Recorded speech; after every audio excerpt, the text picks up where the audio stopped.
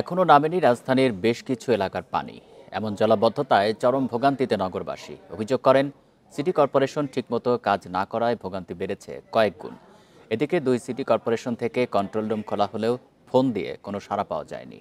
এ নিয়ে আরও জানাতে রাজধানীর নিউ মার্কেট এলাকা থেকে যোগ দিচ্ছেন সহকর্মী শিকদার মেহেদী হাসান। মেহেদী, নিউ মার্কেট এলাকার এই মুহূর্তের পরিস্থিতি জানাবেন। পানি নামতে শুরু করেছে কিনা, কোনো ব্যবস্থা নেওয়া হচ্ছে কিনা দ্রুত পানি নামানোর জন্য?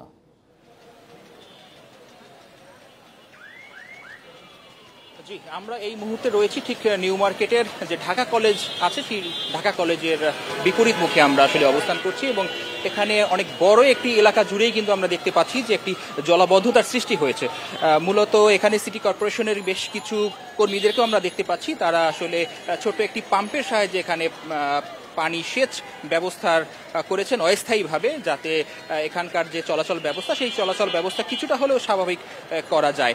আমরা জানি যে গতকালকে যে ভারী বৃষ্টিপাত আসলে রাজধানীতে হয়েছে, সে কারণে কিছু কিছু জায়গায় জলজট দেখা দিয়েছে, কিছু কিছু জায়গায় জলাবদ্ধতা। তবে এখানকার যে পরিস্থিতি আসলে তাতে আমরা এটাকে জলাবদ্ধতাই বলবো এবং বেশ কিছু সময় ধরেই কিন্তু এখানে আসলে এই অবস্থার সৃষ্টি, যে কারণে এখানকার যান চলাচল প্রচণ্ড রকমের ব্যাহত হচ্ছে এবং কোনোভাবেই কিন্তু যে সকল যানগুলো আছে সেগুলো একমুখী চলাচল করতে পারছে না। অর্থাৎ সড়কের প্রায় অর্ধেকেরও বেশি অংশ কিন্তু ব্লকেড হয়ে আছে এবং অন্য অংশে পানি জমে থাকার কারণে খুব সাধারণভাবেই যে সকল ছোট যানবাহন এবং বড় যানবাহন, আপনি জানেন যে এই সড়কে কিন্তু ছোট বড় সব ধরনের যানবাহন একত্রে চলাচল করে এবং সব গতি সমানভাবে নিয়ন্ত্রণ করা সম্ভব না হওয়ার কারণে যানজট আরও তীব্র আকারে ধারণ করেছে।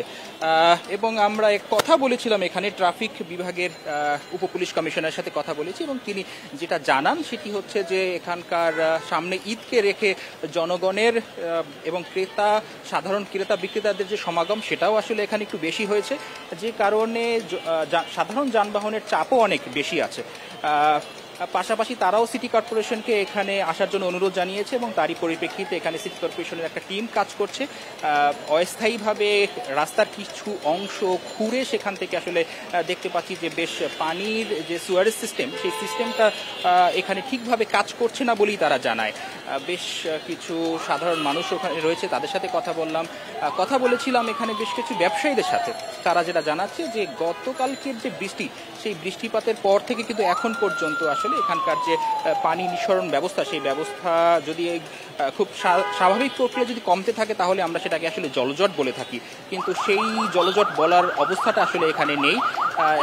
কোনো ধরনের পানি এখান থেকে আসলে কমছে না এবং একই অবস্থা বিরাজ করছে, যে কারণে কিন্তু একটি অস্থায়ী পাম্পের মাধ্যমে আসলে রাস্তার পানিটাকে। নিউ মার্কেট থেকে জানাচ্ছেন সহকর্মী মেহেদী হাসান।